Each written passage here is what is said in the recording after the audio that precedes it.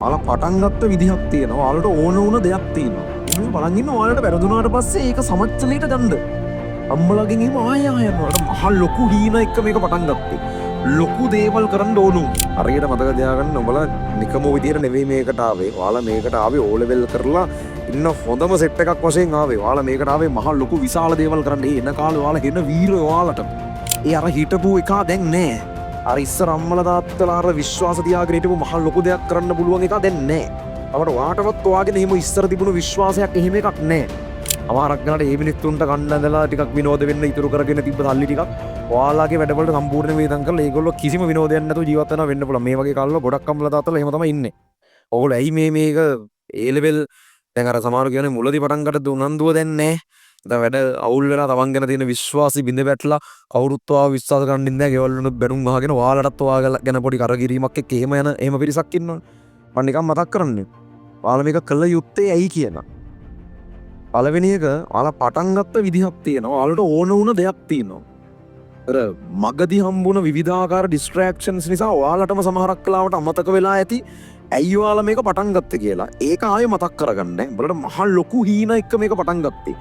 ලොකු දේවල් කරන්න ඕන උනේ. හැබැයි ටික කාලයක් යනකොට මේ වයස් සීමාවේ හම්බෙන తాවකාලික අර නතර වෙන පොඩි ෂණික චූන් ටිකක් ඇතුලේ ඕගොල්ලෝ හිර වුණා සමහරු. දැන් ඉව්ව තමයි මාර දේ වගේ දකින්න පටන් ගත්තා. ඉව්ව පස්සෙන් පන්නන්න පටන් ගත්තා. ඇත්තටම මාර දේ අමතක වුණා. ගොඩක් යුන්ට ඒක වෙනවා. ඒක තමයි ගොඩක් යුන්ට ඇත්තටම මාර දේට යන්න බැරි.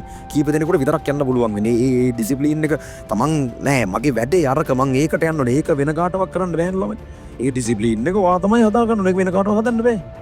වාට ඉන්න ඕන ඒවල් දෙක තුනක් කරන්න තෝරා ගැනීම දීත්ති අරයට මට ඕන දේ අරක මම මේක කරෝතින් මට ඒකට යන්න දේරකින් මම දුරස්ත වෙනවා ඒ නිසා මම ඒක කරන්නේ මම මේක කරනවා හරි සරලයිනේ ඒක තනිකර ඔයාගේ ඔළුව ඇතුලේ තියෙන වැඩ ඩිසිප්ලින් කියන එළියෙන් හදන්න බෑ අපිට ඒක ඔයාගේ ඔළුව ඇතුලේ තියෙන ඔයා හිතන විදිය අනුව තමයි ඒක වෙනස් වෙන්නේ ඒකයි මේ මතක් කරන්නේ අයියෝලා මේක කරන්න කියලා ඔයාලා පළවෙනි දේ ඔයාලා පටන් ගත්ත හේතුවක් තියෙනවා මට ලොකු ඕන වුණා ඔයාලා ඒ තාමත් ඔයාලට ඕන හැබැයි ඔයාලට මේව අමතක වෙලා ගිහිල්ලා අර දැනට හම්බෙලා තියෙන පොඩි ආතල් ටික ඇතුලේ.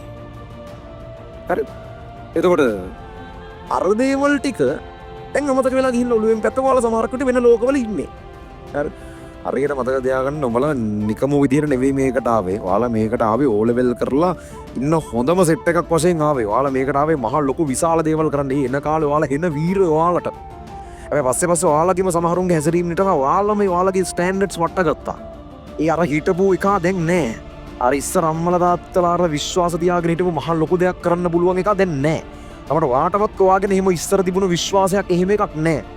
අර එහෙම වෙලා වැටලා තියෙනවා. ඕවට හේතු ටිකක් කල්පනා කරලා බැලුවොත් තේරෙයි ඔයාලගේම ක්‍රියාකාරකම් ඇතුලේ තමයි ඕවට හේතු තිබිලා තියෙන්නේ. කළ යුතු දේවල් කළ යුතු තැන්වල කරේ නෑ. නොකළ යුතු දේවල් සමහරක් ඒවා නොකළ යුතු තැන්වල කරා. ඔය ප්‍රශ්න වලට මුහුණ දෙලා ඇති. හරි. ඒ නිසා පළවෙනි එක ඔයාලා වැඩක් පටන් ගත්තා ඒ වැඩේ ඉවර කරන්න ඕන. එහෙම නැති මේ කොන්ද පන්න නැති උන් වෙන්න එපා. හරිද? පස්සේ නිකන් මැද හරියක් අද උඹලගෙන් වැරදි හින්දා හදාගත්ත නඩු ටිකක් කරනකොට මේ පරිප්පු කකා ඉන්නකොට මේ අනේ දැන් බෑ මට ලොකු ඕනේ. එහෙම නිකන් මේ 2.5 වැඩ කරන්න එපා. හරියට කොන්ද ගෙලින් තියාගෙන මේක ඕන නිසානේ පටන් ගත්තේ. සාදරත් මේක ඕනනේ. මේක කරගන්න ඕන. ඒ බෑ වගේ සමහරක් වෙලෙද නැති ඒවා නැති කරලා ගන්න එක කොහොමද කරන්න කියලා මම කතා කරනවා. පළවෙනි එක ඒකයි ඔයාලා මේක කරන්නේ එක හේතුවක් ඈ. ඇයි මේක පටන් ගත්තේ කියන එක මතක තියාගන්න. අම්මලා තාත්තලා මොන වගේ හීන තියාගෙනද ඕගොල්ලෝ මේකට දැම්මේ. සමහරක් විට සමස්ත සම්පූර්ණ බලාපොරොත්තු තියෙන්නේ ඔයාගතේ වෙන්න පුළුවන් ඈ. එහෙම මුළු පවුල් පිටින් විනාශ කරන්න එක වෙනස් කරන්න ඕ විනාශ කරන්න ඕන එකට එක මිනිහෙක් ඇති. ඔයා වෙන්න පුළුවන් සමහරක් විට මුළු පවුලෙම තියෙන මේ බලාපොරොත්තුව. ඒ වාරයට ඔළුව දිහා වැඩ කරන්න එක එකක්. අනිත් එක තමයි ඒ ඕගොල්ලෝනේ ඔයාලට හරියනකම් බලන් ඉන්න මිනිස්සු ටික දේවල් තුනයි තියෙන්නේ. පළවෙනි එක ඔයාලට ඕන දේ. ඔයාලා වෙනුවෙන් ඔයාලට ඕන දේවල් තුන ඔයාලට යන්න ඕන පාරවල් තියෙනවා. ඒවට යන්න බැරි පරාජිතයෙක් විදියට මේක නතර කරනවද කියන එක. ඒක එකක්. දෙවෙනි එක තමයි ඔයාලට හරියනකම් බලන් ඉන්න මිනිස්සු. මේ බොහොම සීමිත මිනිස්සු ප්‍රමාණයක් ඉන්නවා. දී පරදුවට තියලා ඕගොල්ලන්ට හරියilla ඔයාලා ගෙදර ඇවිල්ලා මට හරි ගියා කියනකම් බලාගෙන ඉන්නේ. ඒවා දැකලා සතුටු වෙන්න බලාගෙන ඉන්න බොහොම සීමිත මිනිස්සු ප්‍රමාණයක් ඉන්නවා. වැඩි හරි ඉන්නේ ඒකටත් බයින්න මොකක් හරි ඒකත් අර බැරිම තැන විතරක් අගය කරලා මේව කරන්න තමයි මේ වැඩි හරියක් මිනිස්සුන්. නමුත් යම් ප්‍රමාණයක් ඉන්නවා ඇත්තටම උඹලට හරියනකම් සියලු දේ දීලා තියෙන්නේ. ගොඩක්ම අම්මලා තාත්තලාගෙන් පටන් ගත්තා. අමාරක් ගන්නට ඒ මිනිස්සුන්ට කන්න ඇඳලා ටිකක් විනෝද වෙන්න ඉතුරු කරගෙන තිබ්බ සල්ලි ටිකක් ඔයාලාගේ වැඩවලට සම්පූර්ණ වේදන් කරලා ඒගොල්ලෝ කිසිම විනෝදයක් නැතුව ජීවත් වෙනවා වෙන්න පුළුවන්. මේ වගේ කාලවල ගොඩක් අම්මලා තාත්තලා එහෙම තමයි ඉන්නේ. අර ඒ මිනිස්සුන්ගේ අර කසාද බඳින කාලවල අර හිම්මෙන් තිබ්බේ ඕම හින නෙමෙයි. එන්න සුන්දර ජීවිත තිබ්බේ ඔළුවල. ආහාර නිදාසේ ඉන්න එන සෑල්ලුවෙන් ඉන්න ඔයාලගේ කාලවල ඒ කාලවල ඉඳන් මහා ලොකු හීන දීවි. පස්සේ ඔක්කොම පැත්තකට දාලා ඕගොල්ලන්ට මේ වැඩේ කරගෙන යන්න ඕන විදිහට ඒව හදලා දීලා තියෙනවා. ඒ මිනිස්සුන්ට ඒ ඔක්කොම කරලා ඒ මිනිස්සු බලාපොරොත්තු වෙන එකම දේ තමයි උඹලා ගෙදර ඇවිල්ලා අම්මේ මම මේක කරා තාත්තේ මම මේක කරා කියලා කියන එක. එච්චරයි මේ මිනිස්සුන්ට ඕනේ වෙන මොකුත් නෙවෙයි. හරි. ඒතර ඒගොල්ලොන්ට සාධාරණයක් කරන්න ඕනේ. මොකද ඕගොල්ලෝ කිව්වට මේ මම මට ඕන විදිහට වැඩ කරන්න කියලා. බලගේ ජීවිතෙන් භාගයකට එහා ඒගොල්ලෝනේ කරලා දීලා තියෙන්නේ. බල මොනවද කරලා තියෙන්නේ? ඇත්ත කතාව පඬිතුකම් පැත්තකින් තියලා හිතන්න බල මොනවද කරන් තියෙන්නේ උඹලට. මොකුත් කළා නෑනේ මම තාම උඹලා උඹලට කියන කිසිම දෙයක් කරගෙන දිනවා. එහෙම එකෙක් දෙන්නෙක් ඇති ස්වාධීනව යම් දේවල් ටිකක් කරන් යන නමුත් බහුතරයට මං කියන්නේ. ඇත්තටම ඕගොල්ලෝ මොනවද කියන්නේ ඔයාලගේ ජීවිතේ ඔයාලගේ කියලා කරලා තියෙන දේවල්.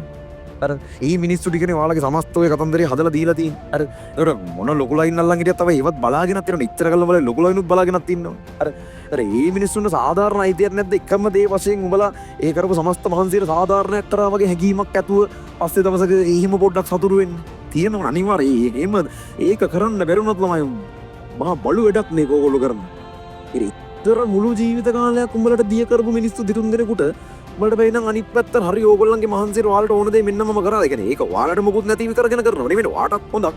ඒ ඔයාලගේ හොඳ බලලා හතුරු වෙන එක නේ මිනිස්සුන්ගේ එකම බලාපොරොත්තු. ඒගොල්ලන්ගේ හොඳක් නෙමෙයි. මාර කැත නැද්ද ඔයාලට ඒක කරලා දෙන්න බැරි වුණා. ඒ කියන්නේ හෙන වැරදි නැද්ද ඔයාලා පුළුවන්කම තියාගෙන ඔයාලගේ මේ ශනික එවෙලේ පේන ආතල් ටිකක් පස්සේ යමින් ඒක නැති කරගන්න එක පට්ට කැත නැද්ද ඒක? හෙන නරුම වැඩක් නෙවෙයිද ඒක? අර ඕගොල්ලන්ගෙන් ප්‍රශ්න කරලා බලන්න මං කියන්නේ. ඒතර ඕගොල්ලන්ට පුළුවන්කම තියාගෙන ඒ මිනිස්සුන්ට පුළුවන් අන්තිම දේ වෙනකන් ඒ මිනිස්සු කරද්දී ඒක නැති වෙන්න ඉඩ තියෙනවා මම මෙහෙම හැසිරෙන එකෙන් කියලා දැනෙද්දී උඹලා ඒක කරන්නේ නැත්තම් ඔය පට්ට අවුල්නේ. ඒ හිම හිතනවද හරියයි කියලා ඕගොල්ලන්ට? කියන්නේ දේවල් හොඳ වෙයි කියලා හිතනවද එතකොට? වෙන්නේ නැහැ. අර ඒතර ඕගොල්ලන්ගේ ජීවිත මේවා අපිට ඕන විදිහට අපි ඉන්නේ. එහෙම කියන්න මේවල තාම ඕගොල්ලන්ගේ ජීවිත පටන් අරගෙනවත් නැහනේ. ඔයාලා තාම මොකුත් කරලා නැහැ නේ. ඕගොල්ලෝ මේ කාගෙන් ගානේ හරි යැපෙන ජීවින් ටිකන්. ඔයාලා නෙමෙයි මාත් ඔයාලගේ දෙනද එච්චර තමයි. මේ ඕගොල්ලන්ට බරිනා නෙමෙයි. මේ ඔයාලගේ වයස ගැන කියන්නේ ඕතන මම හිටියේ නම් මමත් එච්චර තමයි. මමත් එහෙම තමයි. හැබැයි එකම දේ ඕගොල්ලන්ගේ ජීවිතේ දැන් පටන් ගන්න දෙනවා තව ටිකකින්. අර ඇත්තටම පටන් අරන් දින්නම තාම මේක එහෙමයි කියලා ඔයාලට තේරිලා නැහැ. හැබැයි ඒ ලෙවල් ඉවරලා තනි ස්වාධීන මිනිස්සෙක් කියලා ඔයා එතනින් ඉස්සරහට යනවා. ඒතර ඊළඟ ලයිෆ් එක ඔයාගේම එක. ඒක තමයි ඔයා කරලා පෙන්නන්නේ. මෙන්න මම මට කරන්න පුළුවන් ටික. ඒක පටන් ගන්නවා ඒ ලෙවල් ඉවර කරන මාක් කරන තැනින්. මෙන්න මම මගේ ජීවිතේ පටන් ගන්න තැන. මෙන්න අම්මලා තාත්තලා මං ගුණෙන් කරපු එක මම නතර කරපු තැන. මෙන්න මම ඒගොල්ලන්ගේ සපෝට් එකෙන් ආපු දුර. මෙතනින් ඉස්සරහට මම තනි එකා. මම තනියා. ඒතර මෙතනින් ඉස්සරහට මම මගේ එකක් යනවා. හැබැයි ඒක මම යන්නේ මෙන්න මෙහෙම තැනකින් පටන් අරගෙන. ඒක ඊවල ඒ ලෙවල් වලින් තියෙන මාක් එක. ඒ කොන්ෆිඩන්ස් එකෙන් තමයි ඔයා ඊළඟට ඔයාගේ ස්වාධීන ලෝකෙට අඩිය තියා. ඔයා තනි එකෙක් විදිහට නැගිටින්න එතනින්. ඒකයි මේක කරගෙන ඒ කොන්ෆිඩන්ස් ලෙවල් එක අප් කරගන්න කියලා කියන්නේ. හරිද? කොහොමද එතකොට මේ දෙවෙනි එක ඔයාලට හරියනකම් බලන් ඉන්න මිනිස්සු ඉන්නවා. ඒක ඒ බලාපොරොත්තුව යාලගේ අන්තිම බලාපොරොත්තුව ඒක ඉෂ්ට නොකරොත් ඔයාලා මහා මාර කැත වැඩක් කරා වෙනවා. තුන්වෙනි එක උඹලට වරදිනකම් බලන් ඉන්න මිනිස්සු ඉන්නවා.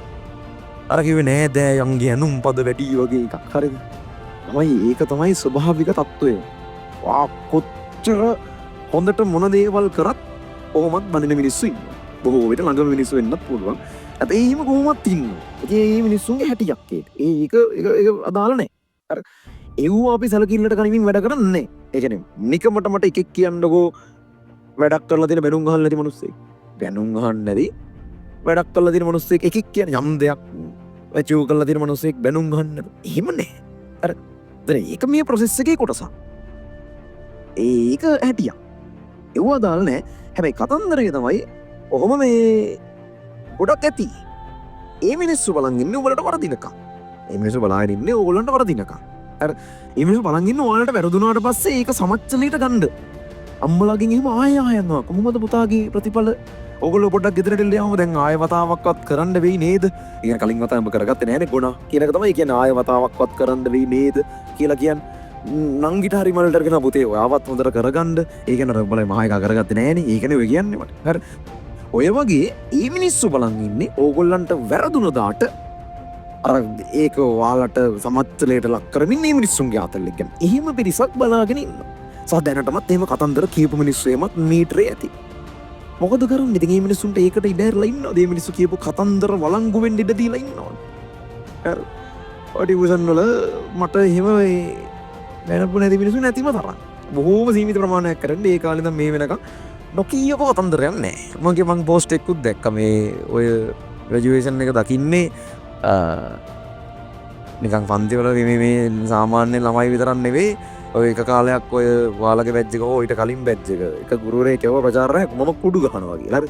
එහෙම මිනිස්සු ඊට පස්සේ ඔය නයිට් සෙමිනාර් එකක් මම කරන්න කියලා ඔය පොලිසියට කතා කරලා පහුවදා උදේට පොලිසියෙන් එන්න කියලා මෙතන සෑහෙන ප්‍රශ්නයක් ඇති කරා. ඒ පොලිසියට කතා කරපු මිනිස්සු ආදී වශයෙන් තව යනවා. මේ හැමදේම කරපු මිනිස්සුත් මේක දකින්නවා කියන එක. හරි. ඒතකොට ළමයි යන්නේ ඒකයි අනිත් කතන්දරේ. එහෙම ඉන්නවා පිරිසක් වලට වරදිනකම් බලන් ඉන්නේ. කෙල වණ්ඩ බලන් ඉන්න පිරිසක් ඉන්නවා. කෙල උනාම සතුටු වෙන්න බලන් ඉන්න පිරිසක් ඉන්නවා. ඔයා මොකද්ද කරන්නේ? උන් සතුටු කර කර ඉන්නවා. උන්ට ඒකේ බලාපොරොත්තු ඉෂ්ට සිද්ධ වෙන්න ඉඩ දෙනවා.